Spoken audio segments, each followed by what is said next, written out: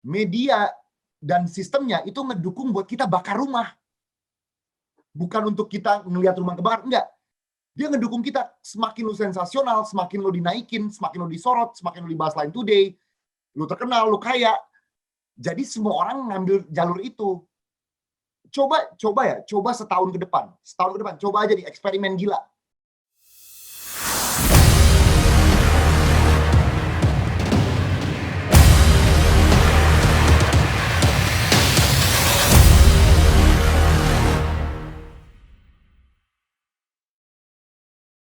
Ya, benar-benar Bang. Nah, sebenarnya lebih ke effort ya Bang, effort terhadap kita buat konten YouTube itu, karena seperti yang lu bilang tadi Bang, bahwasanya ada orang yang langsung lempar bata, itu dia langsung terkenal. Nah, sebenarnya ada apa sih Bang dengan netizen-netizen Indonesia yang suka hal-hal yang menarik itu? Gimana tuh Bang kalau menurut lu? Gini ya, gue pernah ngelakuin tes langsung. Oke, Jadi menarik nih. di hari yang sama, gue sama Andovi upload video reaksi terhadap komen negatif Oke. dan reaksi terhadap komen positif. Kita upload barengan, kita upload.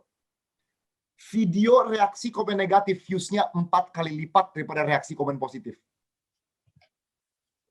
Jadi, dan nggak salah. Banyak orang suka ngomong kok, guys, Benar-benar. anggap ada rumah kebakar nih, sama ada rumah dibangun.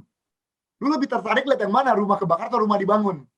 Gitu kan? Emang manusia pada dasarnya kita suka nih kalau ada yang salah nih. Lihat yuk, apa yang salah nih? Cuma peran media ini, gue sekali lagi ya, karena ini disorot terus, kan tapi gini, kita pada dasarnya kita nggak mau ada rumah kebakar loh. Coba kita tanya kepada diri kita sendiri, apakah kita mau ada rumah kebakar? Enggak kan? Cuma kita, kalau ada rumah kebakar, pasti kita akan lihat. Nah, media dan sistemnya itu ngedukung buat kita bakar rumah. Bukan untuk kita ngelihat rumah kebakar, enggak. Dia ngedukung kita, semakin lu sensasional, semakin lu dinaikin, semakin lu disorot, semakin lu dibahas Line Today, lu terkenal, lu kaya. Jadi semua orang ngambil jalur itu.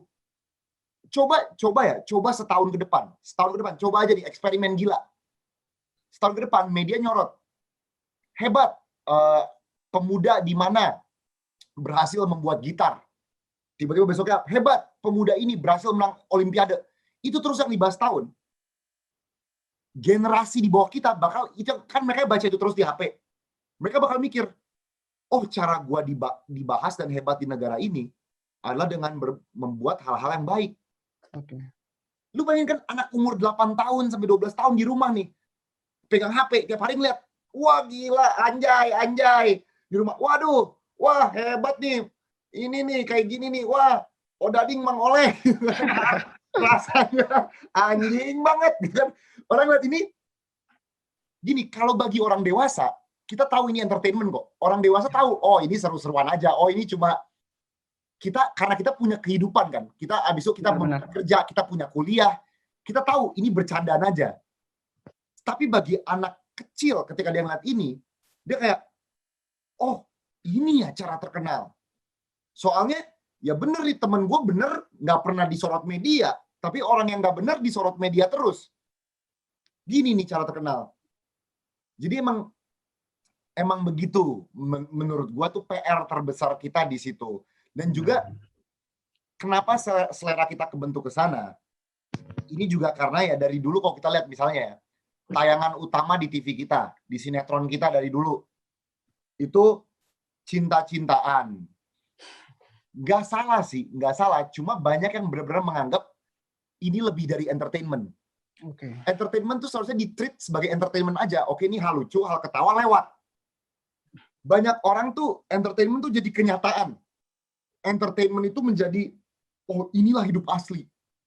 Oh ini cara hidup. Nah, salahnya tuh di situ. Nah, kalau ditelaah lagi kenapa ya pendidikan, tapi kita kepanjangan kalau kita harus bahas sampai pendidikan benar, masyarakat. Tapi intinya entertainment kita kayak gitu. Oke, sebenarnya memang banyak elemen ya Bang ya dalam hal ini untuk mengatasi ini, nggak hanya dari media, bahkan dari kitanya juga gitu. Iya. Nah, sorry sebelum lu nanya lagi. Gue cuma kasih contohnya satu. Ya, boleh. Selain produksi video-video yang menurut kita bermanfaat, gue tuh selalu nahan diri. Ini sulit tapi gue usahakan. Gue selalu menahan diri untuk nonton berita-berita viral. Gue selalu menahan diri. Jadi kayak misalnya tiba-tiba dapat notifikasi, ada ini. Gue tuh jadi tahu, sebenarnya dari grup WhatsApp atau dari mana gue jadi tahu. Ya. Tapi gue menolak memberikan satu klik. Gue menolak memberikan satu klik untuk video atau apapun itu. Karena gue tahu semakin banyak klik, semakin sistem ini ngedukung. Kan sistem ini pernah ngeliat, oh kalau dia ada 20 juta klik berarti ini keren. Sistem tuh nggak peduli ini jahat atau baik, dia nggak lihat. Dia cuma ngeliat dari angka kan. Yep. Kalau ini 20 juta klik ini keren. Jadi gue selalu pribadi. Jujur, gue kepo banget loh. Gue mau tahu ini Indonesia lagi bahas apa, gue mau tahu. Cuma gue sadar untuk berkontribusi untuk memperbaiki sistem ini, gue benar-benar menghindari dari mengklik berita-berita clickbait. Apapun itu gue menghindari. Gue tahu ini cuma satu view ya. Cuma kalau bisa direplikasi oleh banyak orang, jadi ribuan, jutaan views, akan berubah. Itu aja. Menarik sekali ya Bang. Mungkin kedepannya kita membuat regulasi ya Bang. Regulasi untuk orang-orang yang buat YouTube itu mungkin lebih ke dampak, lebih ke impact. Ya, mungkin ini PR kita bersama ya Bang. Oke. Nah, selanjutnya nih ya, Kak Jovi. Bahwasanya kan seperti yang dari tadi kita nih udah banyak banget bahas ya mengenai pandangan lu tentang YouTuber. Nah, ini kita langsung ke pertanyaan inti agar teman-teman bisa mudah nih untuk mengaplikasikan apa yang materi yang lu sampaikan. Nah, menurut lu sendiri Bang, sebenarnya bagaimana sih cara kita untuk menjadi konten kreator yang kreatif? Gitu, karena memang banyak sekali konten-konten yang sudah biasa kayak gitu, sudah biasa bahkan yang kayak lu ceritakan tadi gitu. Nah, cuman konten kreator yang kreatif ini sangat jarang gitu, dan bisa jadi yang menurut kita kreatif, menurut dari diri kita kreatif itu belum tentu audiensnya nerima itu kreatif gitu Bang. Nah, benar. Kalau dari lu gimana nih Bang pandangannya mengenai itu Bang? Oke, gimana cara kita membuat konten yang kreatif ya? Iya. Gue nggak bisa berbicara terlalu luas kecuali dari diri sendiri kan. Soalnya gue nggak tahu yang lain tuh kreatifnya gimana. Cuma bagi gue sesuatu yang kreatif itu ya, entah kenapa pas bikin idenya lubuk, ini aneh banget tapi kayak lubuk hati terdalam itu senang. Jadi kayak ada sesuatu yang bergetar, ada sesuatu yang kayak badan gue aja tertarik sama hal ini gitu. Ini kayak contohnya misalnya kayak lu bilang, Bang, bikin vlog dong ke Singapura, terbang ke Singapura vlog. Itu hal yang menarik. Cuma lu nggak menggetarkan apapun di badan gue nih. Kayak gue kayak, oh ya udah bisa. Gue bisa kok terbang ke Singapura sekarang, ya nggak bisa sekarang ya pandemi ya. Tapi bisa kapan-kapan terbang, ngerekam perjalanan di Singapura, ngerekam perjalanan di Bali gitu. Bisa. Cuma nggak menggetarkan gue. Karena gini, kreativitas itu selalu, kalau kita pakai kata kreatif ya, itu selalu mendorong sebuah batasan. Itu selalu seni pada dasarnya itu mendorong sebuah batasan. Sebuah hal yang antara nyaman, nggak nyaman. Nah, itulah seni. Jadi gini, apa sih yang bikin kita kreatif? Kreatif itu ketika ide kita itu kita bahagia untuk membuat ide ini. Dan ide ini muncul dari dalam kita. Kalau ide ini cuma muncul dari apa yang kita lihat, oh dia makan 10 Indomie, ya udah deh gue makan 10 Indomie. Nah, kalau lu bikin kayak gitu, terus tiba-tiba, Indomie bukan sponsor kan? Takutnya sponsor nih. Ada sponsor nggak? Bukan. Oke, takutnya ada sponsor gitu kan. Oke. Wah dia makan 10 Indomie, gue harus makan 10 Indomie. Kalau lu cuma ngikutin orang, ya itu nggak bikin hati lu getar. Itu cuma, replikasi aja. Videonya mau laku nggak ya bisa laku bisa nggak. Tetapi kalau lu ngeliat orang makan 10 Indomie, terus tiba-tiba kayak, sebentar. Wah, gue tertantang nih. Dia bisa makan 10 Indomie. Oke deh, gue bakal coba makan 10 Indomie jumbo. Jadi, lu emang dari dulu udah keahlian lo untuk makan banyak, tapi lo belum pernah tuangkan. Benar. Itu bikin lu panas nih. Hah? ini orang bisa kayak gitu, gue bisa lebih hebat loh. Ketika lu merasa gue bisa lebih hebat dan lu bisa tuangin, itu dimana lu bisa menyentuh kreativitas terhebat. Kalau cuma ngulang-ngulang doang ya dengan mudah lu bisa ngulang apapun. Tapi harus dari dalam hati sendiri. Nah, itu baru kreativitas pribadi, kreativitas dari diri lu sendiri. Ya. Catat tuh tagline-nya ya, apa yang disampaikan Bang Jopi, bahwasanya memang muncul dari hati yang lubuk terdalam. Karena memang apa ya Bang, feel-nya itu memang benar-benar beda ya Bang, dari ketulusan hati gitu ya, Benar daripada sekali. ego. Itu kata ketulusan hati tuh, benar. Kita nggak terbebani, kita nggak merasa aneh pas kita bikin ini. Kita merasa ini diri kita yang kita tuangkan. Nah, itu kreativitas. Benar. Jujur, gue banyak video yang gue pas bikin, gue kayak, oh ini kreativitas gue tertuangkan. Tapi banyak banget yang gue kayak, ini biasa aja. Tapi kadang-kadang laku. Ya itulah hidup. Hal laku atau enggak kan ya tergantung penonton. Benar. Oke, menarik sekali pembahasan hari ini memang ya. Oke, Bang, next nih kita masuk ke pertanyaan selanjutnya. Nah, bagaimana sih lu melihat pasar YouTube di era pandemi dan era mendatang nih, gimana nih Bang? Lu ngelihat di era pandemi ini sendiri, mungkin lu ada tips nih bagi para YouTuber di Indonesia, mungkin mereka kehabisan konten gitu untuk YouTube, mungkin dari lu gimana nih Bang? Oke, justru karena di era pandemi ini kita jadi makin sering di rumah bersama kamera ya. Iya, benar.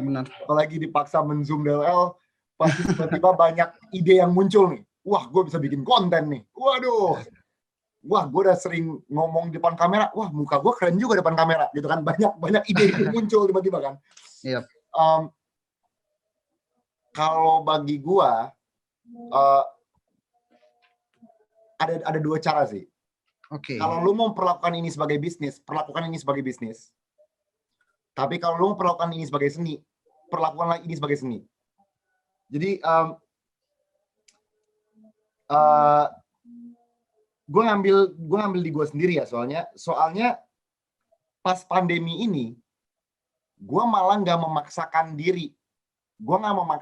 diri untuk bikin konten. Gue malah pas pandemi ini pribadi, gue malah lebih refleksi nih. Gue ngeliat internal apa sih yang selama ini terjadi di kehidupan gue, dan gue lihat nih apa yang harus gue benarkan, apa yang harus diperbaiki dan lain-lain. Nah, kalau banyak orang kan melihat ini sebagai ladang bisnis nih. Banyak orang di rumah, banyak orang depan gadget, berarti banyak orang bakal nonton. Saya bakal upload terus-menerus. Nah, di gue pribadi, gue nggak seperti itu.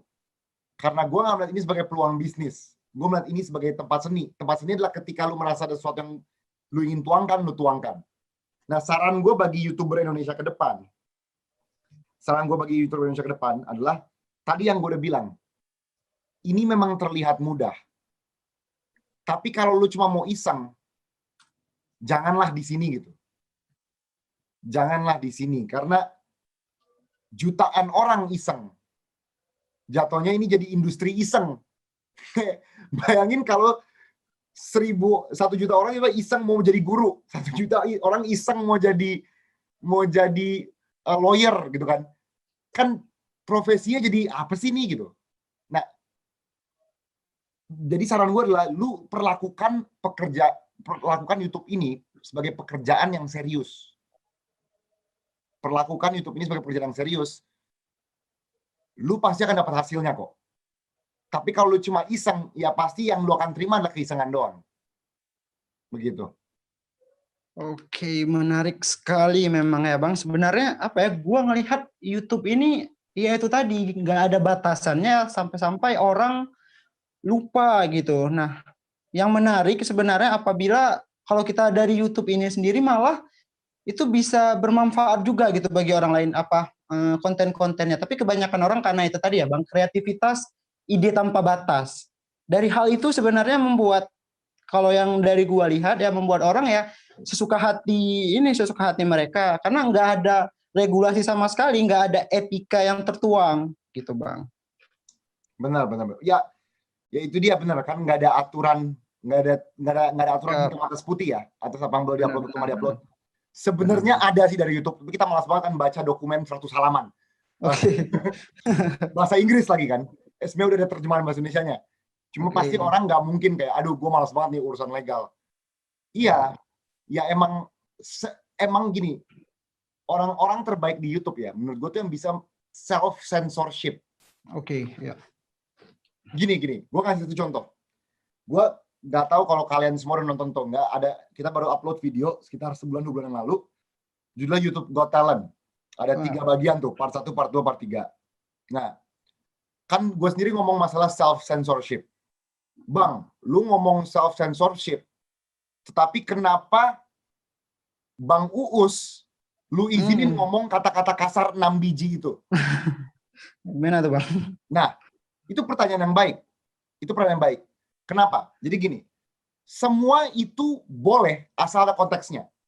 Oke. Kalau kita bawa senjata ke medan perang, boleh dong. Kalau kita bawa senjata di gang kita samping, nggak boleh dong. Iya kan? Semua itu ada konteksnya. Nah, konteks YouTube Got Talent, itu kan kita lagi menunjukkan ke Indonesia, apa sih hal yang lagi terkenal sekarang, dan apa hal yang orang nggak suka sama sekali. Nah, kita menunjukkan dengan langsung loh, secara eksplisit, bahwa orang-orang yang berbahasa seperti ini, yang berbicara seperti ini hal yang disukai oleh masyarakat. Jadi kita ada konteksnya, kita bukan tiba-tiba out of the blue, asal ngomong aja gitu. Nggak ada konteks.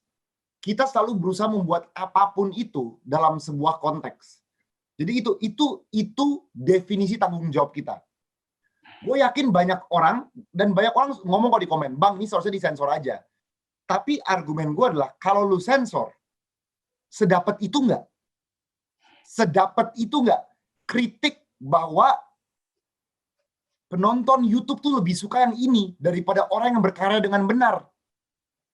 Ini benar tamparan keras di muka lo bahwa, lo semua, kita semua, itu suka yang kayak gini loh. Sedangkan banyak yang hal benar. Nah itu emang, tadi gue bilang kan, kalau seni itu emang kita harus mendorong sampai batas gitu kan. Nah itu kita tuh selalu berusaha untuk sampai batas. Dimana orang tuh mulai berdiskusi dengan sendiri, ini kenapa dia gini ya, ini kenapa dia gini. Itulah kreativitas dan seni terbaik menurut gue. Oke, ya luar biasa sekali memang ya Bang. Jadi kayak orang tuh bisa sadar ya, kalau bahasa gue kebetulan jurusan psikologi Bang, namanya insight. Nah insight, jadi dari YouTube lu sendiri sebenarnya orang udah insight gitu, sebenarnya apa yang dilakukan itu memang ya tidak benar misalnya gitu. Itu memang menarik sih Bang, kata insight ini gitu untuk penonton-penonton lu yang lu gencar-gencarkan. Nah, dan untung lu ngomong gini guys. Gini ya. Harapan bagi gue dan YouTube ke depan tuh apa? Ini gini, pertama harapan gue tuh banyak orang lebih real. Nah, kalau gimmick lah, kayak ini bukan dahsyat, ini bukan inbox, nggak usah banyak di gimmick, udah. Real aja. Contoh nih, misal lu psikologi kan. Yep. Gue tuh lagi suka nonton channel ini. Siapa sih cewek yang main NKCTHI? Namanya Rachel Amanda ya. Adalah yang main NKCTHI. Dia bikin channel YouTube. Kerjaan dia ngebahas psikologi karakter-karakter dalam film-film.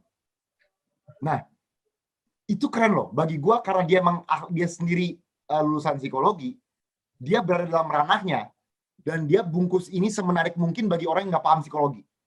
Ya. Nah, menarik loh kalau ada orang bikin channel YouTube, misalnya, psikologi beberapa YouTuber besar di Indonesia.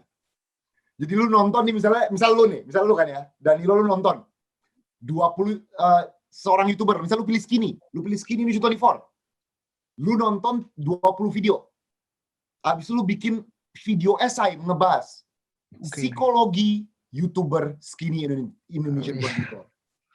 Menurut gua mereka adalah karakter yang seperti ini. Mereka besar di sini, mereka ini, karya mereka gini. Kenapa mereka kayak gini? Nah, itu menarik banget. Kenapa Chandra Leo seperti ini? Kenapa Reza Arab seperti ini? Kenapa Agung Hapsah seperti ini? Itu orang bakal kayak, oh iya juga ya. Kan selama ini kita selalu terima karakter YouTuber dari apa yang YouTuber itu kasih. Benar. Ada orang yang bedah kita secara psikologis. Benar. Nah, menarik banget. Nah, itu dia bagi gue, kalau kedepannya nih, lu mainin kekuatan lo, tapi lu packaging semenarik mungkin. Jangan main kekuatan TV, nggak penting lah, kayak nyinyir gitu-gitu. Itu mah udah di TV dari dulu. Benar. Justru lu mainin kekuatan yang nggak ada di TV gitu. dan mainkan di YouTube. Nah, itu pasti menarik banget. Ya, yang pastinya atas dasar yang ilmiah ya Bang ya, karena memang Benar. relate banget. Fakta. Makin banyak kita sebar opini dan gosip, ngerinya ketika opini dan gosip itu diterima oleh orang yang kurang pandai, Setuju gua. itu menjadi fakta.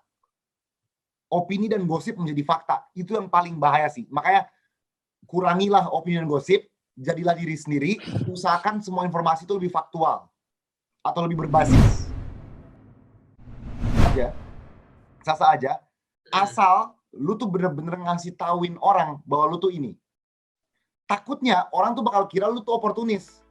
Oh, lu tuh emang di sini, abis itu lu kesini, abis itu lu kesini, lu kesini, asal lagi hot aja. Ya kan? Nah, jadi lu define nih, misal di channel banner lu ngomong,